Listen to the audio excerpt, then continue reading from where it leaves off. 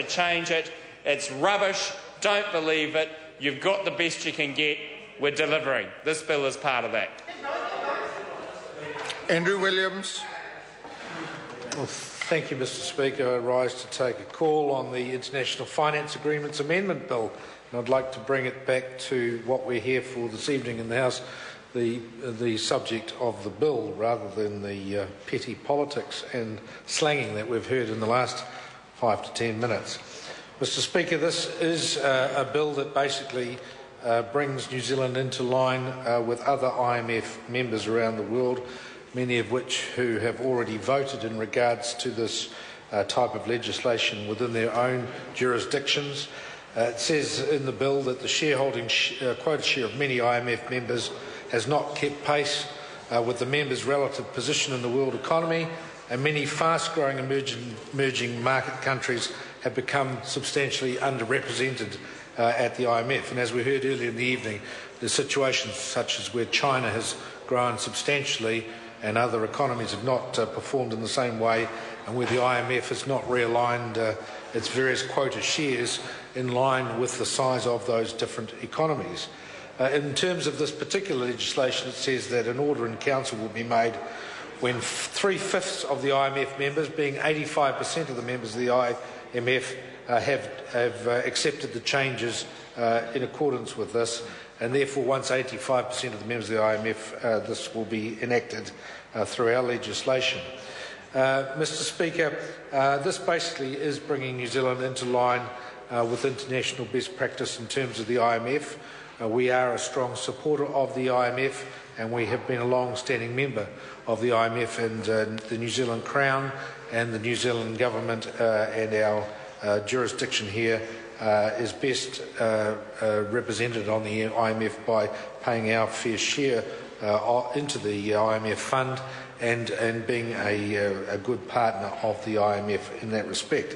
But it is interesting, Mr Speaker, that while this national government is very much wanting to see this legislation go through, and the New Zealand First supports the legislation, on the other hand, they like to be very selective as to what they pick and choose from the IMF.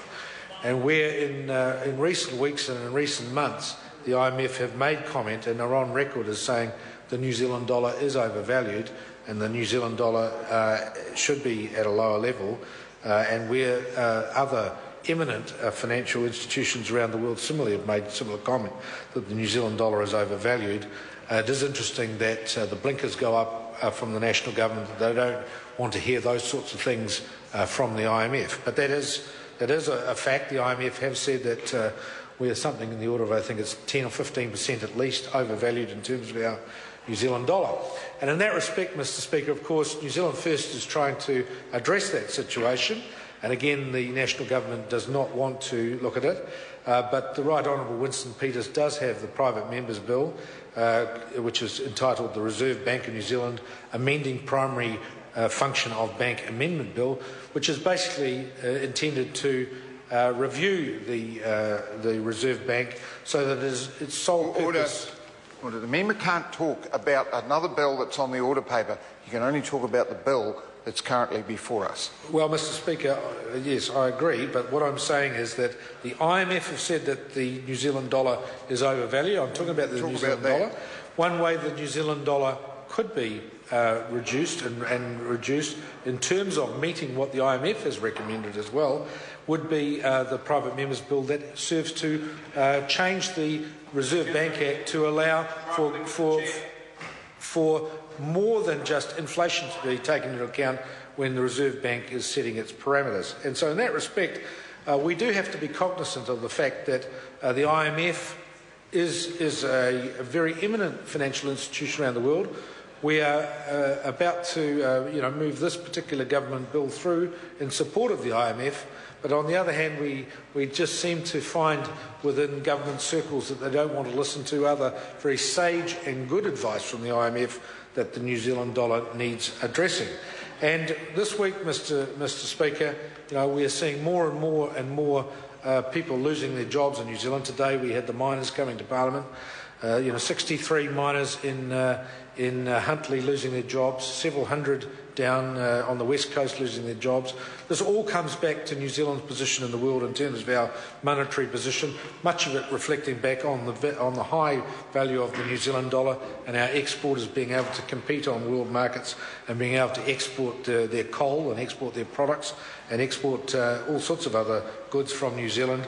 And again, it is reflective of a situation where New Zealand is finding itself that increasingly we are uncompetitive because we have a very high dollar, which is increasing all the time. And the way things are going, we will be seeing almost parity with the US dollar in the coming year. I can recall back in 1979, 1980, when the New Zealand dollar was worth more than the US dollar, and I remember the time when the New Zealand dollar first went under the US dollar, and shudders went around, and we thought this is terrible that the New Zealand dollar was going to be less than the US dollar. However, in those days we only sold our lamb and butter and primary products basically to the UK, and that was it, and we didn't have to compete on world markets.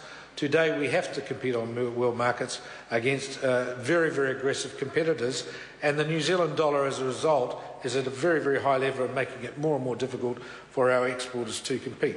So in terms of this, Mr. Speaker, the IMF has got a lot of wisdom, a lot of advice.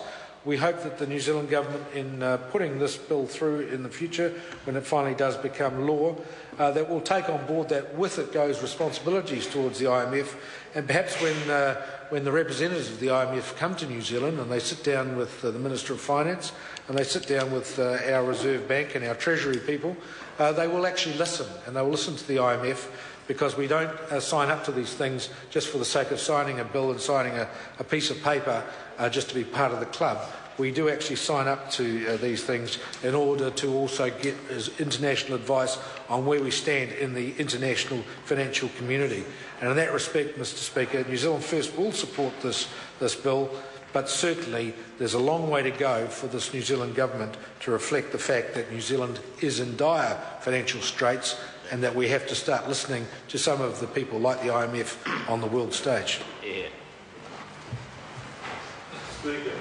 John Hayes.